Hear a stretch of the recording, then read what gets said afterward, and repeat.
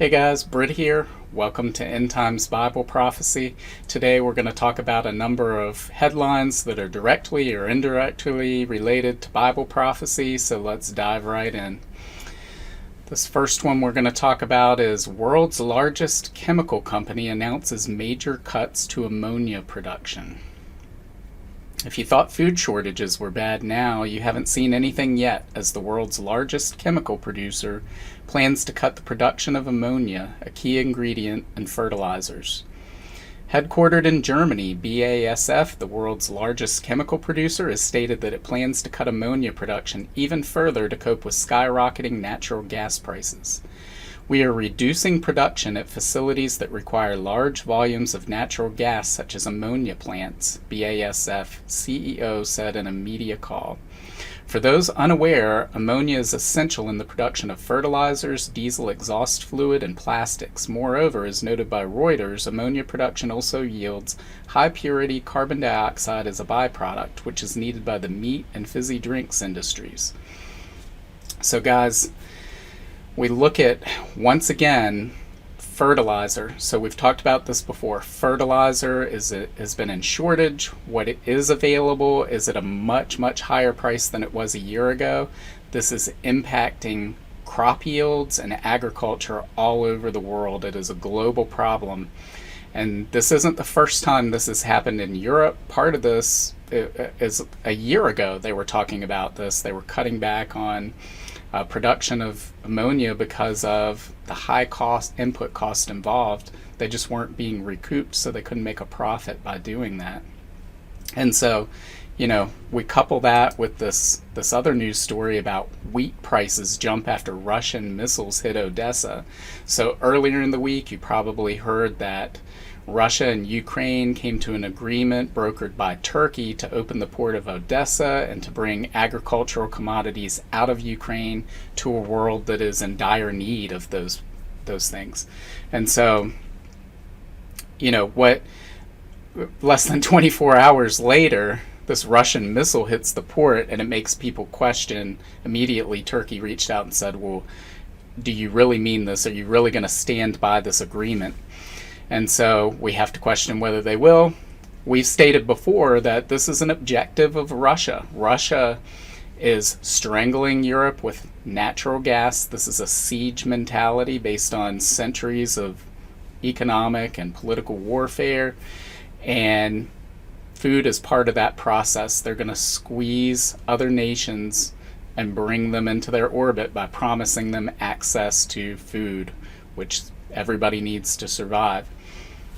And so, what does all this mean? Again, we've been over, you should be preparing, you should be putting a few extra cans of food aside, you should have a deep pantry to take care of yourself, the people around you, your friends, your neighbors, the people you love, your community. You should be donating to the food bank and setting some canned foods aside for the food bank later in the year, because as we go into the rest of this year and into 2023, I would expect food prices to be up significantly from what they are now. I know that a lot of people think they're higher now, and they are, but I see them going even higher because it just is what it is. The supply isn't going to be there. You shrink the supply, demand stays the same, the price is going to go up. That's just the way that it works. And so earlier this week, I was listening to a video channel that I like to watch. It's called Appalachia's Homestead with Patera. Now, some of you may watch her program. She and her husband James, they run a farm. They live by biblical values, and that they are trying to stay out of debt as much as possible and to be as resilient and self-reliant as possible. They take care of their community. They take care of their family. And anyway, she's been talking about this for a while too, on setting aside certain amounts of food. Whenever you go to the store, pick up a few extra canned foods, set them aside. Think about the people in your family who aren't preparing, that are going to need help, and set aside some for them as well. But she got a comment on a video earlier this week where they said, well, you must not believe in the rapture, right? And I thought that she gave a really good response to that. The idea being that, well, we're just going to be raptured before any of this uncomfortable stuff happens. And guys, that's just not true, right? So it may be true. Hopefully the rapture comes today. I want it to come today. But we don't know when the rapture is going to come. Now, the Bible promises us that we will not endure the tribulation. Jesus says in Revelation 3:10, he promises to keep us from the great time of testing that will come upon the whole world. That's the tribulation. So we have a promise from God that we will not endure the tribulation. But we do not have a promise that we will not have to endure trials and tribulations. The exact opposite. Jesus said, you will endure many trials and tribulations in this world, but take heart because I have overcome the world. So Christians from the crucifixion all the way to today have faced persecution, uncomfortable situations, danger, murder, all sorts of terrible things, right? We shouldn't expect that we're going to be immune from that. I live in the United States. Many of you, you live all over the world. So everybody's situation is going to be different. So in the United States, we haven't had to endure persecution on the level that the early church did or that Christians in other parts of the world have to endure. That may change, especially if we go into this year and there's a major food shortage. And so we should be preparing for this, guys. And I want to turn to this passage from the Bible right here. This is from Proverbs 6, verses 6 through 11. And, like this translation, the first line says, take a lesson from the ants, you lazy bones, right? Take a lesson from the ants, you lazy bones. Learn from their ways and become wise. Though they have no prince or governor or ruler to make them work, they labor hard all summer, gathering food for the winter. But you, lazy bones, how long will you sleep? When will you wake up? A little extra sleep, a little more slumber, a little folding of the hands to rest. Then poverty will pounce on you like a bandit. Scarcity will attack you like an armed robber. Guys, right now we live in the summer. The time when we can harvest, when we can prepare, when we can gather food for the coming winter. The winter is coming. We've seen it with Canada voluntarily saying they want to reduce, well, at least not Canada, but Canada's leaders voluntarily saying we're going to stop using 30% of our fertilizer. Well, that's going to have a huge impact on Canada's crop yields in the year ahead.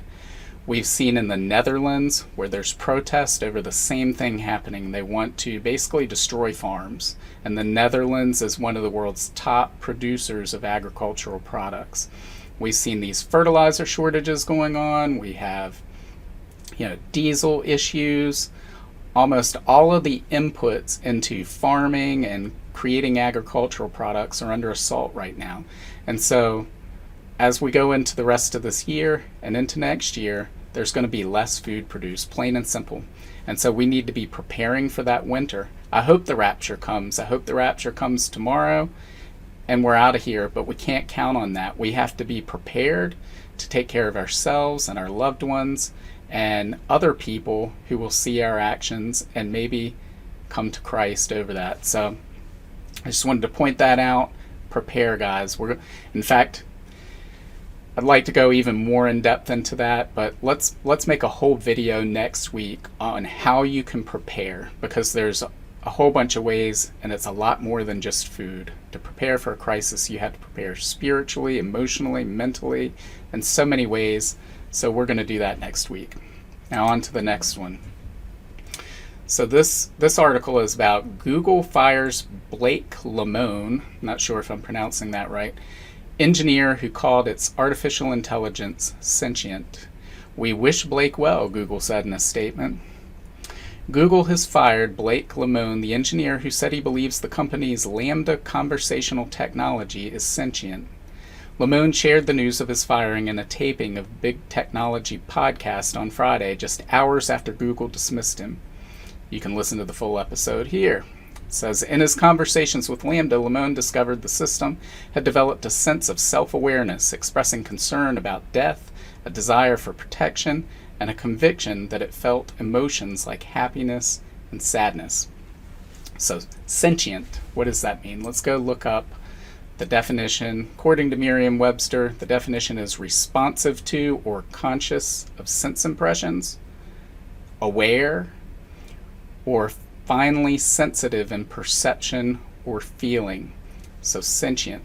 So can artificial intelligence really be self-aware? Is this a created being that Google has invented? I believe the answer is no. I think that what this is really a sign of is it's a sign of algorithms and technology, software that was built by humans, and it has reached a level at which the human mind can't fully comprehend what it is engaging with or witnessing. And that really is almost the definition of the singularity.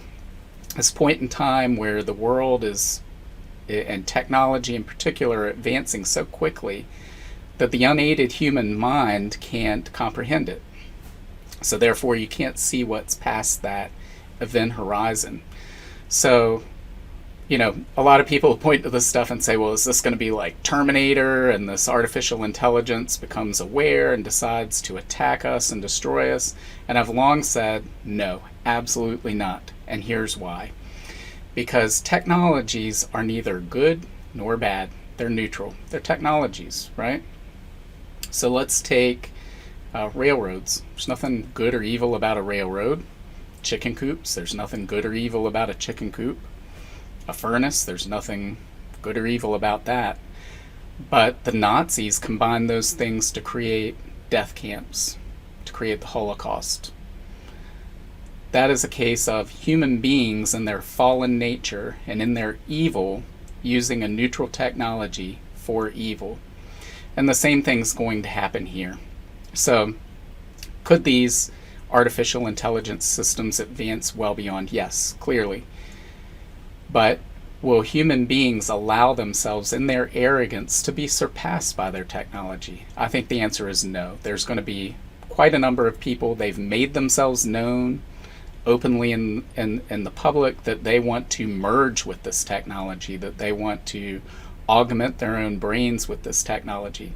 So rather than this technology leaving them behind, they will immerse themselves with it, they will join with it, and through their sin nature, they will make it evil. It will be used for evil, inevitably in the end, but there's nothing good or bad about that technology.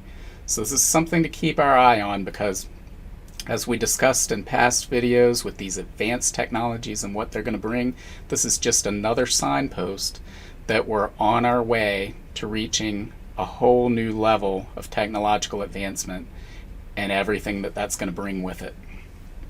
So let's move on to this next story. This is from Zero Hedge. It says Russia fired on Israeli jets over Syria and won off Israel's defense chief. On Tuesday, Israel's defense chief issued a surprise admission connected to the war in Syria, specifically related to the literally hundreds of strikes Israel's air force has conducted on targets in Syria over the past few years. Defense Minister Benny Gantz described an incident in May wherein Israeli military jets operating over Syria were engaged and fired on by a Russian anti-aircraft battery. He said the Russian missiles missed their target, downplaying it as a one-off incident. So guys, here we've got this yet another instance of Russia taking a more aggressive posture toward Israel. Now, as this article states, for several years, Israel has engaged in these airstrikes against Damascus, in and around Damascus, hitting Hezbollah and Iranian assets, right? Iran is on their border. They want to destroy Israel. This is an existential threat to Israel, so they will not back off on this. In the past, Russia has been silent. They've been engaged in the country. They've been aligned with Iran, definitely Iran aligned with Syria, but they've been silent on the matter. Well, that has changed since the invasion of Ukraine. Since then, their stance has changed. And we saw last week where Putin went to Tehran, met with Iranian leaders. Soon thereafter, Gazprom announces this multi-billion-dollar deal to develop fossil fuel assets in Iran. We see Iran come out publicly and support the Russian invasion of Ukraine. And I'm thinking that in exchange for that public show of support, they wanted their own public show of support in regard to these Israeli bombings of Iranian targets in Syria. And so that's where this is coming from. Russia does not want to be isolated after following this invasion of Ukraine, so they are looking to countries like China and Turkey and Iran, any allies they can find, and they have a lot in common with Iran. Both have been hit with sanctions from the Western nations, and so they're in Iran's camp, Iran is in their camp, and they're looking out for each other. So look for a more adversarial stance toward Israel from Russia in the days to come and the weeks to come. And this is just one more step in the formation of the Ezekiel 38-39 Gog of Magog alliance. So this is something we want to keep our eyes on. We've been watching it. We've discussed this in the past. And here it is continuing. It's continuing. So, guys, leave your comments below. Let me know what you think. Like and share this video. And hope you have a good weekend. And God willing, we'll talk again on Monday. Bye. If you want to learn more about the end times and Bible prophecy, make sure to sign up for my free monthly newsletter and get your copy of my free ebook, 7 Signs of the End Times. Just follow the link in the description to get your free book. Also, make sure to check out all of my books. Just look up Britt on Amazon, Barnes & Noble, Apple iBooks, Google Books, Kobo, or anywhere books are sold. Thanks for watching today, and until next time, keep your eyes fixed on Jesus, the author and perfecter of our faith.